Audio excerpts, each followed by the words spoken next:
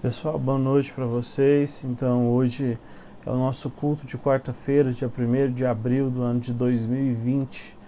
Vamos cultuar o Senhor, ainda não podemos fazer isso presencialmente, mas queremos trazer uma palavra nesse dia de hoje, então. E essa palavra está em Mateus, lá no capítulo 19. Nós estamos seguindo a exposição do livro de Mateus, ao qual nós fizemos a proposta. Vamos fazer uma oração, então, antes de nós começarmos.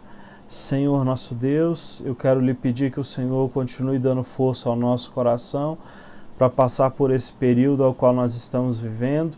Que o Senhor nos dê muita força, que o Senhor nos dê muita graça, que o Senhor não deixe faltar nada, Pai espiritual, em nossas almas, ó Deus, emocionalmente, fisicamente, financeiramente. Cuida de cada um de nós, Senhor.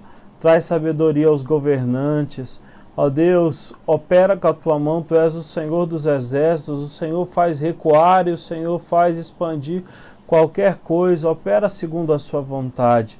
Nós estamos aqui orando no nome de Jesus, pedindo que o Senhor aceite, a Deus, o culto que prestamos a Ti, as orações que fazemos, os cânticos que cantamos, a palavra que pregamos. Perdoe os nossos pecados, Senhor. Digno é o Senhor de ser louvado em todo o tempo. Todo ser que respira deve celebrar o nome do Senhor.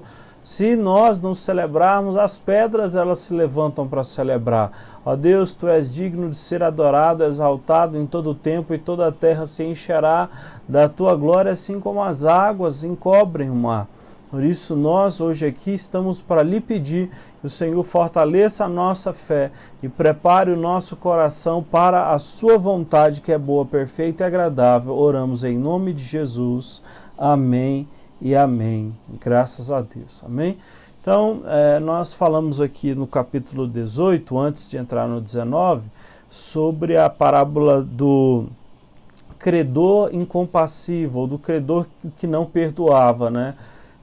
O rei, que é Deus, perdoou ele 10.000 talentos. Cada talento significava o salário de um dia de trabalho de um trabalhador comum.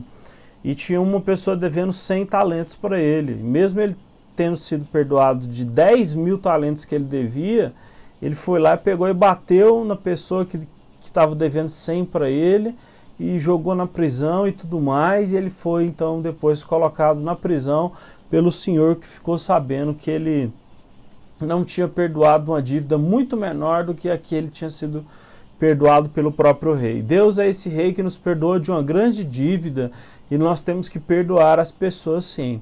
Aqui no capítulo 19, então, nós vamos entrar num tema bem atual, não é? Que é sobre a questão do divórcio.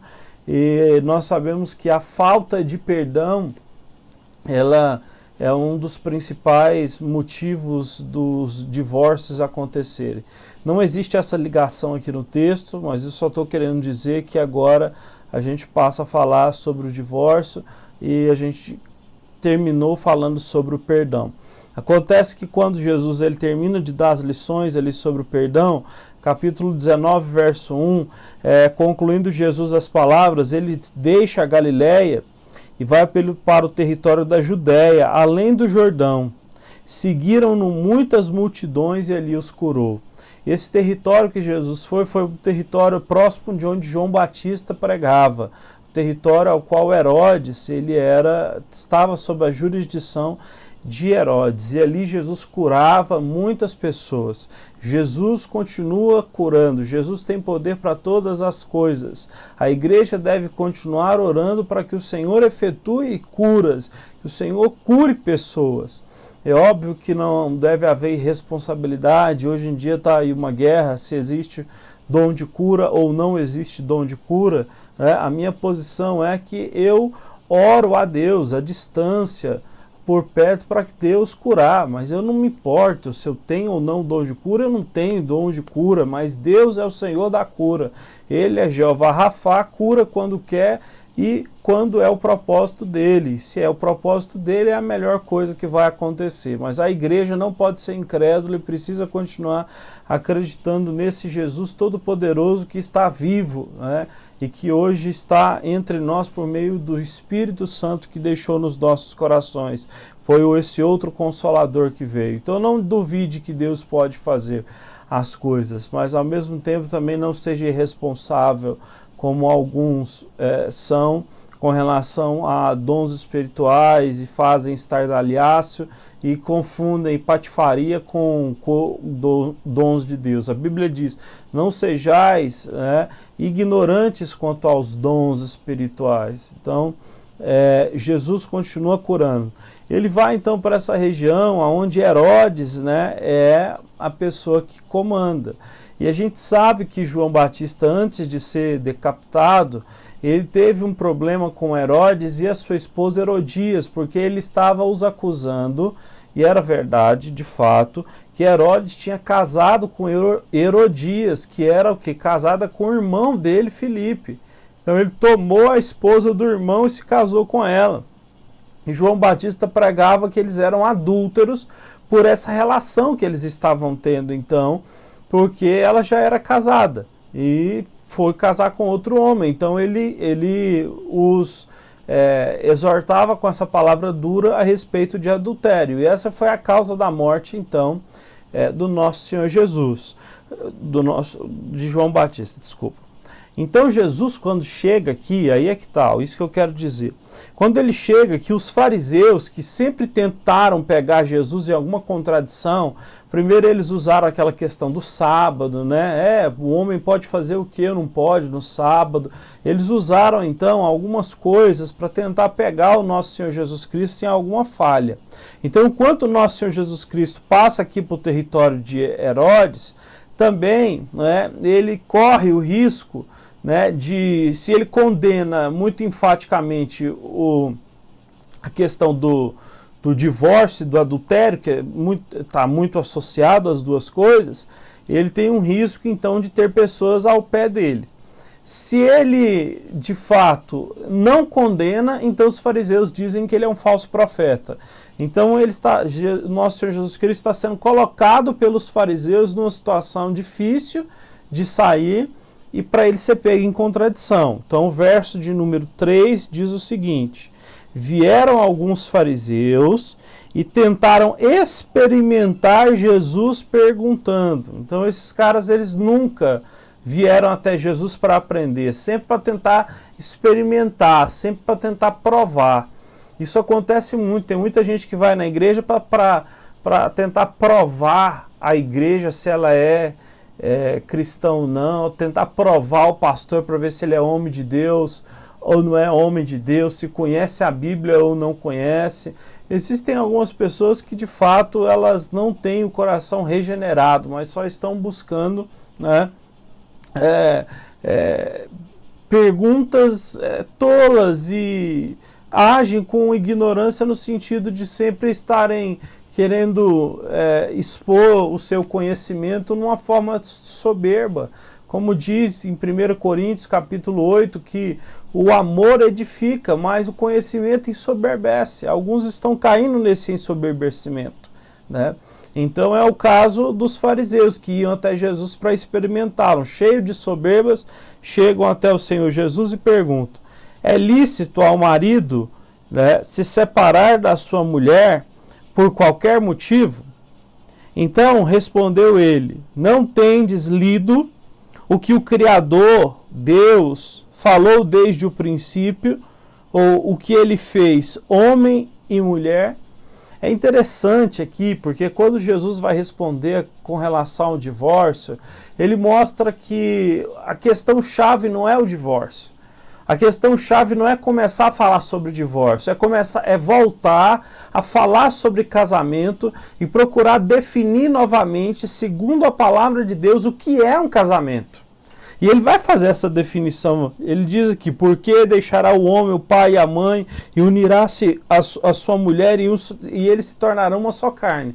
Então os fariseus chegam com a pergunta: e aí, pode divorciar ou não pode? Sei lá o que. Jesus diz: espera aí, vamos para a ideia do que é casamento.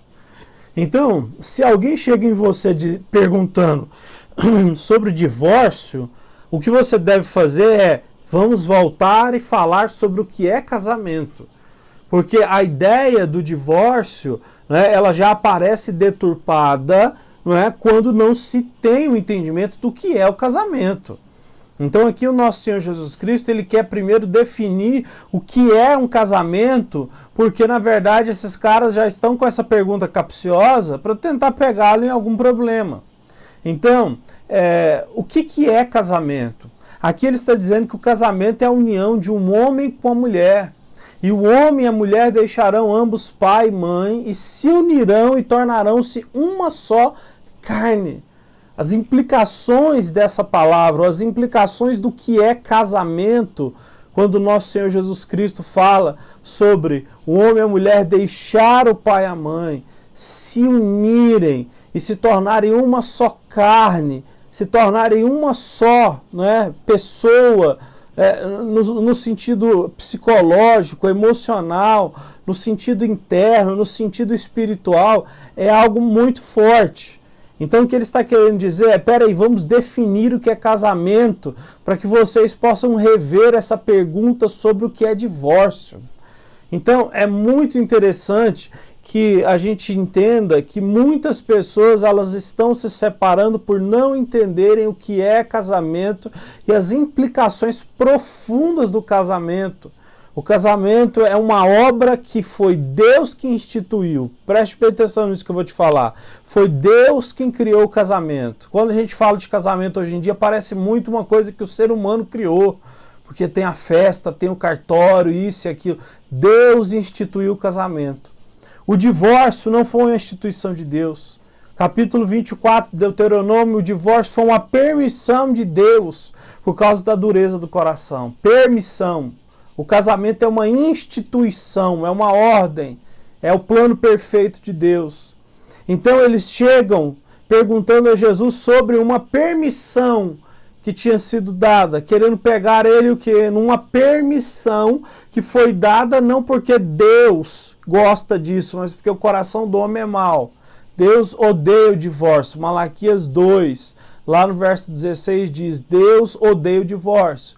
O casamento é algo tão sério que a Bíblia compara o casamento com a relação que Jesus tem com a gente, com a igreja, com os verdadeiros cristãos. Em Efésios capítulo 5 diz que assim como Cristo ama a igreja, os cristãos verdadeiros, o marido tem que amar a mulher. Eles vão ser um só corpo. A mulher vai se submeter ao marido, eles vão ser um só corpo. O casamento é algo tão profundo que ele é, de fato, o amor mais próximo, quando ele é de fato entendido, compreendido corretamente, é o amor mais próximo do amor que Deus tem por nós. Isso é uma coisa muito séria. Tem uma frase de Calvino que diz o seguinte, olha, os filhos, eles são partes do homem, partes da mulher, mas a mulher é o próprio marido, o marido é a própria mulher. Um casal deve olhar e sempre o marido prioriza a esposa prioriza o marido e ambos priorizam depois os filhos. Isso a gente não está contando Deus em primeiro lugar, claro. Mas essa é a ordem. Então, quando essa ordem é pervertida, existe o quê? Uma série de confrontos sobre o que é casamento. Então, se o homem não sabe como amar, certo? Não tem espaço para falar sobre o que é submissão, o que é uma mulher estar submetida ao marido. Não existe espaço. A Bíblia vai dizer, por exemplo, que como dois podem andar de acordo se eles não tiverem a mesma forma de pensar. Amós capítulo 3, no verso 3. Então, a palavra de Deus, ela nos dá a forma correta para nós pensarmos sobre o casamento. Então Deus criou o homem e Deus criou a mulher. Ambos são iguais, nenhum é inferior ao outro, mas um complementa o outro. Existe uma relação de complementarismo. O homem complementa a mulher e a mulher complementa o homem. Então machismo, feminismo, tudo isso é uma desgraça total para o casamento. Porque um vai completar o outro. E essa relação é que vai fortalecer a família. Então a inversão de valores da esposa, do marido amar mais os filhos do que a própria mulher ou o próprio marido, já é uma inversão que vai dar problema também. Então aqui eu só estou dando alguns exemplos, porque quando perguntaram, e aí, é lícito divorciar? Jesus o quê? Vai com a espada lá no meio, dizendo, peraí, vamos primeiro no que é casamento. É o que Jesus fala, né?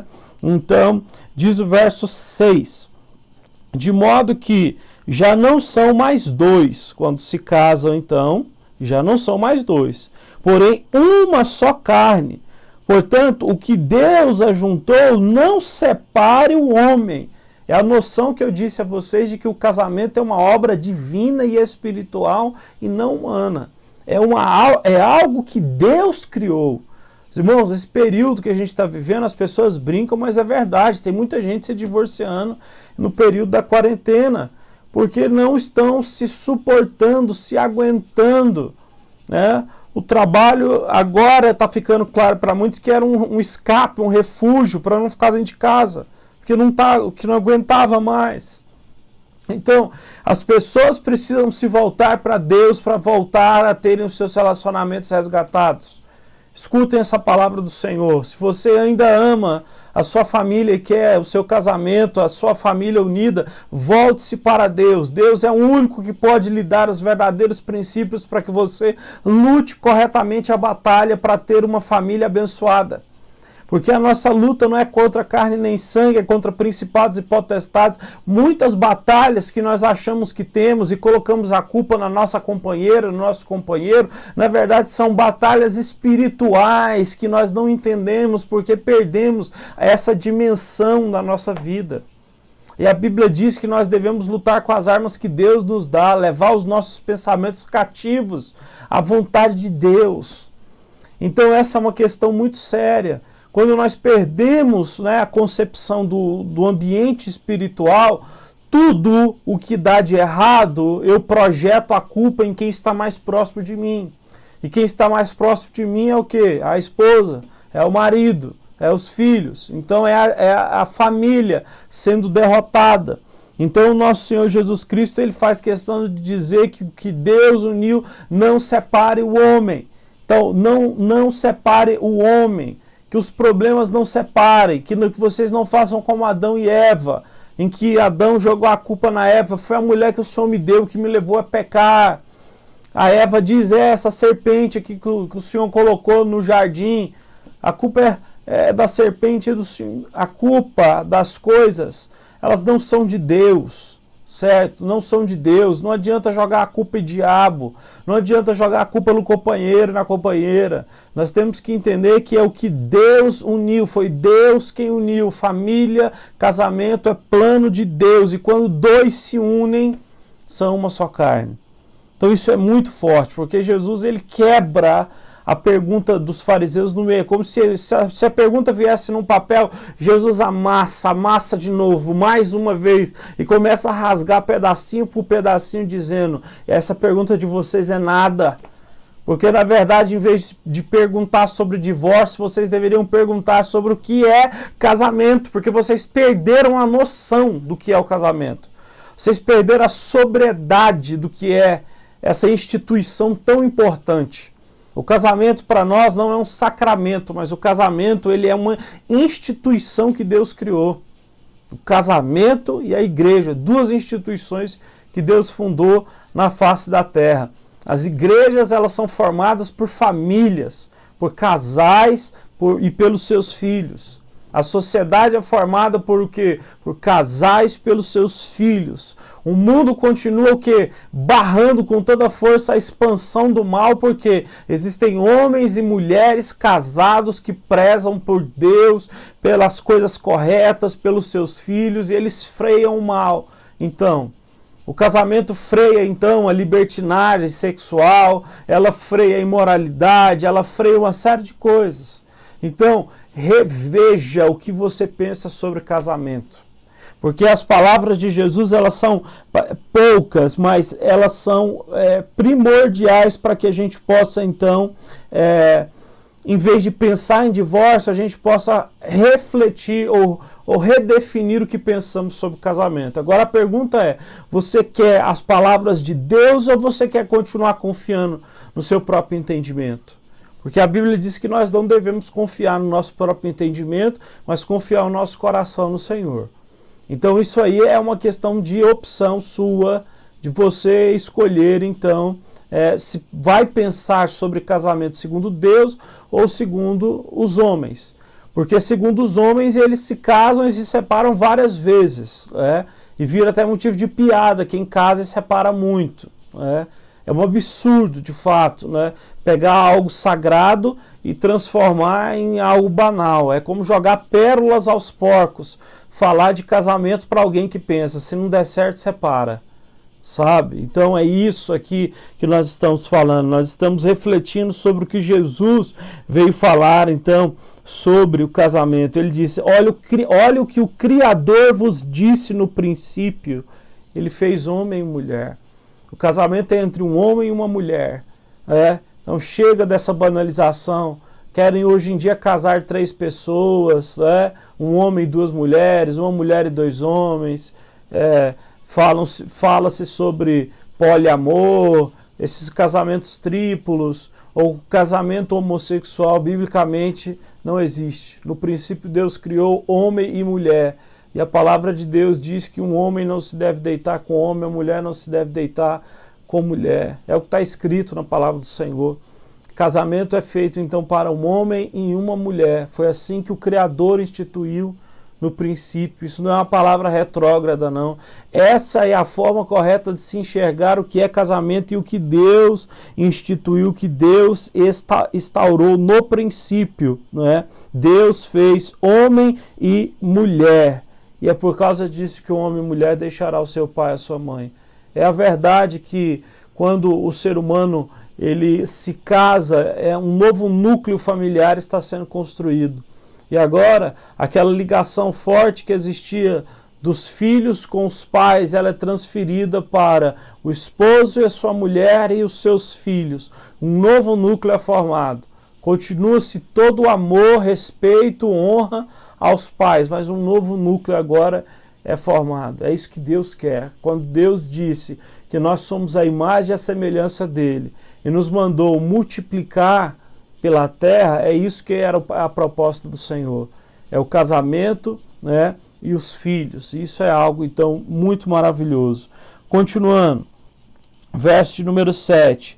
Aí os fariseus replicaram, e por que mandou, então, Moisés dar carta de divórcio e repudiar? Capítulo 24 de Deuteronômio lá, passado, Moisés deu a carta. Uma coisa, Moisés não foi o primeiro homem a falar sobre divórcio. Alguns acham que sim, mas não. O Código de Hammurabi já falava sobre divórcio. Quando Moisés estudou lá no Egito, ele já tinha estudado sobre os babilônicos e os fenícios e os sírios, e já havia essa questão de divórcio. Então, Moisés não foi o primeiro a falar sobre divórcio. E o divórcio não é um mandamento de Deus, é uma permissão que Deus dá. Então Moisés ali, ele falou sobre o divórcio, assim escrito, tá na palavra de Deus, todavia que Jesus vai explicar muito bem. Então veja só, verso número 8. Respondeu-lhes então Jesus, por causa da dureza do vosso coração, é que Moisés vos permitiu você se separar da sua mulher. Mas Deus não quis que isso acontecesse no princípio. Gente, é muito claro. Tem pessoas que usam esse texto para defender o divórcio. Aqui o texto está sendo bem claro em dizer que as pessoas se separam por dureza do coração. Entra novamente a questão do quê? Da falta de perdão que eu falei no culto retrasado quando eu falei sobre o capítulo 18 de Mateus. Se nós não perdoarmos, não vamos ser perdoados. As pessoas, por falta de perdão, elas se separam. Hoje em dia, qualquer coisa é motivo para a separação. É a dureza do coração. É a pessoa que se separa e às vezes não dá nem explicação. Ou se dá explicação, dá uma explicação superficial, fútil. É alguém que acostumou a namorar tanto e trocar de namorada que acha que casamento, né, se troca igual troca de roupa. E não existe isso. Então Jesus disse, Moisés só falou sobre isso por causa da dureza dos vossos corações. Não joguem a culpa em Deus, dizendo que Deus é que instituiu, deixou a brecha para o divórcio. Deus não deixou brecha nada. O Senhor ama o casamento e quer que as pessoas fiquem casadas até o final. Isso é algo muito sério. Então, perdoem uns aos outros. É o que a palavra de Deus nos ensina, a perdoar a pessoa mais próxima de nós. Então, quantos casamentos estão sendo destruídos pela falta de perdão, pelo rancor que é guardado, pela indiferença que um se comporta para com o outro? Pense sobre isso, não deixe com que a sua vida seja, a sua família seja destruída por falta de perdão, por falta de reconhecimento de erro, de confessar os erros que você comete também. A nossa casa é o lugar onde mais nós vamos passar por essas coisas. E é como eu disse, cito de novo, nesse período de quarentena, muita coisa está se revelando. A Bíblia diz que nada que está oculto vai ficar oculto, mas Deus vai trazer à tona. Muitos casamentos que pareciam que estavam bem, agora as pessoas estão olhando e estão percebendo, poxa, está mal. E essa é a hora então de haver uma conversa sincera, um reconhecimento dos seus erros, parar de apontar o dedo para o outro como se a culpa fosse do outro. Reconheça os seus erros, ore a Deus, peça perdão pelos seus erros e seja humilde diante da pessoa com quem você se casou. Essa é a questão. Nós sabemos disso. A gente não quer ganhar a guerra, nós queremos continuar abençoados como família. E nós precisamos disso. Então, Jesus foi bem claro em dizer que Deus, no princípio, não queria que fosse assim. Deus não queria que existisse esses divórcios. Porque hoje em dia muita gente se divorcia dizendo, olha o tanto de divórcio. A taxa é 1 por 2, né? Entre cristãos. A taxa a cada 2 casamentos, um se separa com 5 anos. Como é que pode? Aí as pessoas olham para esses exemplos negativos e dizem, separar também. Então hoje em dia tem muitas demandas que as pessoas usam como desculpa também para se separar. Né? Porque eu vou me separar porque fulano de tal, é muito isso, é muito aquilo. Ei, a questão é que não existe essas cláusulas para você dizer, eu não suporto fulano, ele é muito genioso, eu vou me separar porque há uma incompatibilidade, né, dos nossos gênios, nós somos diferentes. Pelo amor de Deus, o que o perdão não pode fazer? O perdão pode restaurar, o perdão pode mudar.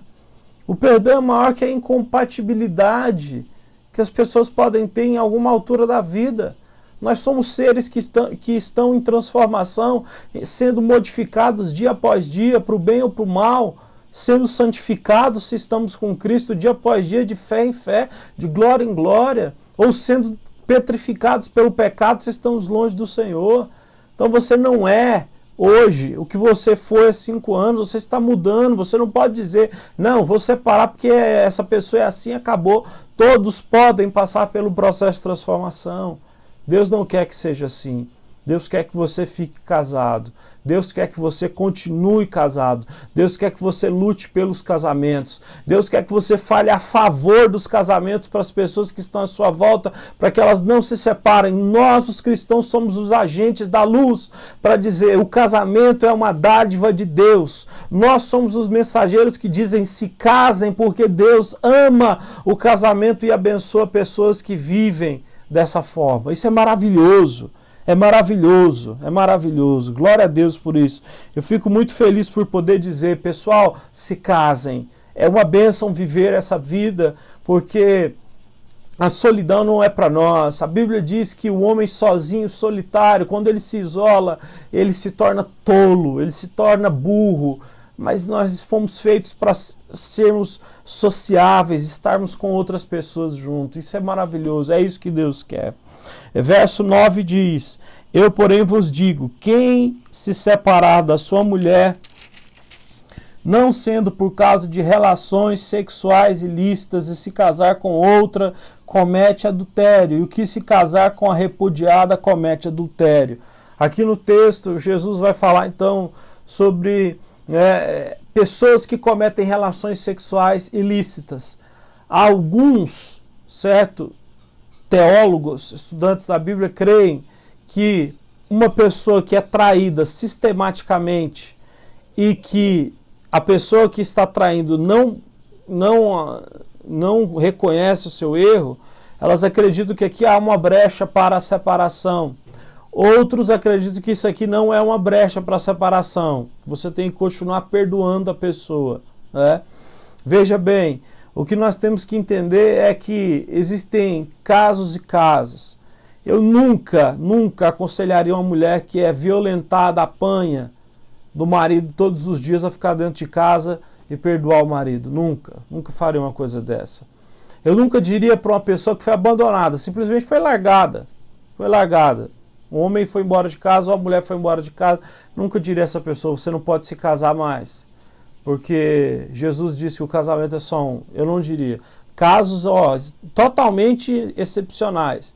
Eu nunca diria para uma mulher ou para um homem que é traído constantemente e a pessoa diz, não vou parar de trair. Se você quiser, você pode ir embora, mas eu sou assim, vou trair, até o final. Eu não diria para uma pessoa dessa ficar junto, né? Eu entendo que, na verdade, há aí uma exceção, sim, para que haja o divórcio. Todavia, isso é uma exceção que, na verdade, não é uma coisa do gosto de Deus, não é o plano perfeito dele, como eu disse, não foi o que Deus estabeleceu. Isso aqui é simplesmente por causa dos seres humanos que são ruins, que pecam, que abandonam, que batem, que traem, que não abandonam seus pecados. É por isso que isso acontece. Então, a questão é que nós devemos valorizar o casamento porque ele é um só. Não pegue essa palavra para achar que você pode sair por aí vivendo várias aventuras e usando esse texto para se apoiar. Você está se enganando e vai de fato pagar o preço, ser punido por causa disso. Então não é assim que funciona. Verso de número 10. Disseram-lhe os discípulos, se essa é a condição do homem relativamente à sua mulher, não convém se casar. Quando Jesus falou isso, os discípulos falaram assim, nossa, mas se casar desse jeito, é melhor não casar não, é ruim demais. Porque eles estavam achando difícil demais, ou dura demais essa palavra. Olha como o ser humano é mau. Na verdade, Jesus está deixando claro assim, uma grande bênção, que é o casamento, e os discípulos achando difícil essa questão. É bom que a gente diga também que o casamento é monogâmico, né? Que eu esqueci de dizer, o texto diz lá, o próprio Deus dizendo, no princípio, não foi assim que o Senhor fez, ele criou homem e mulher. Casamento é o quê? Entre um homem e uma mulher, não existe dois homens, nada disso aí.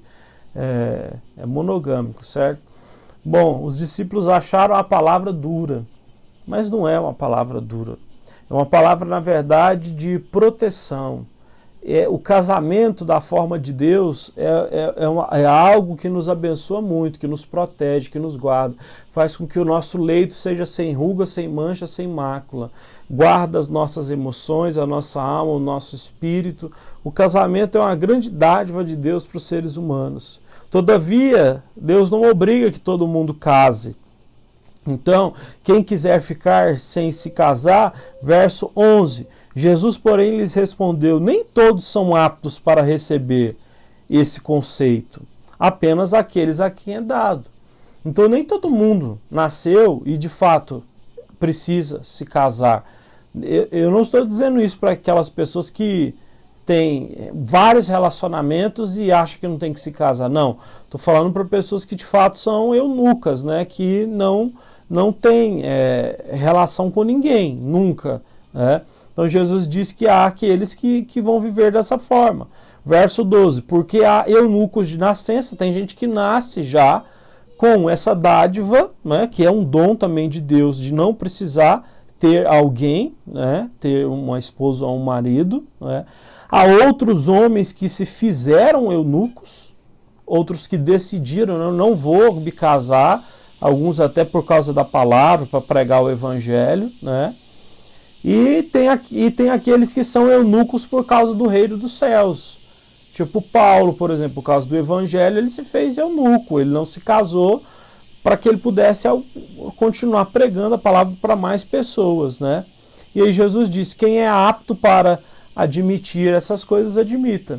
Então, a questão é que o Senhor Jesus não obriga todos a casar. E existem aqueles, então, que estão selecionados nesse grupo aí, que são de pessoas que foram separadas para uma vida em que não vão se casar, e não tem problema nenhum. A nossa sociedade também, ela discrimina pessoas que não casam, né?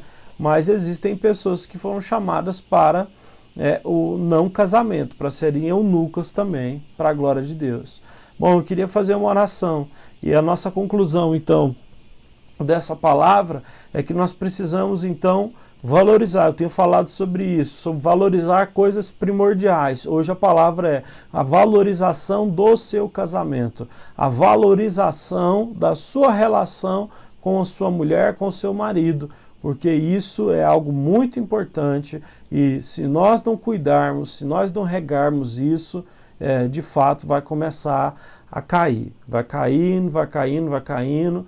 Então, posições precisam ser mudadas, avaliações precisam ser feitas, reveja aí o que tem de certo, de errado e bora fazer as coisas da melhor forma possível para que todos possam viver em paz. Vamos orar ao Senhor. Senhor, nosso Deus, eu quero orar a Ti nessa noite, pedir que o Senhor abençoe os casamentos. Neste período, Senhor Deus, que nós estamos vivendo, de quarentena, as pessoas estão tendo que lidar mais de perto com questões relacionadas ao casamento, à vida a dois, à vida em família. Eu te peço sabedoria, te peço uma revisão na mente e no coração de cada um sobre o que é casamento. Te peço que o divórcio não seja opção para ninguém que me ouve, mas que todos possam ser fortalecidos pelo Espírito Santo de Deus. Abençoe, Senhor Deus, por meio dessa palavra, para que pessoas voltem atrás, se estavam pensando em se separar, que o Espírito Santo os visite, que essa palavra seja um sinal do Senhor para muitos. Aqueles que estão endurecidos, que não percebem que estão ferindo o seu parceiro, a sua parceira, que sejam tocados pelo Senhor para perceberem que coisas precisam mudar.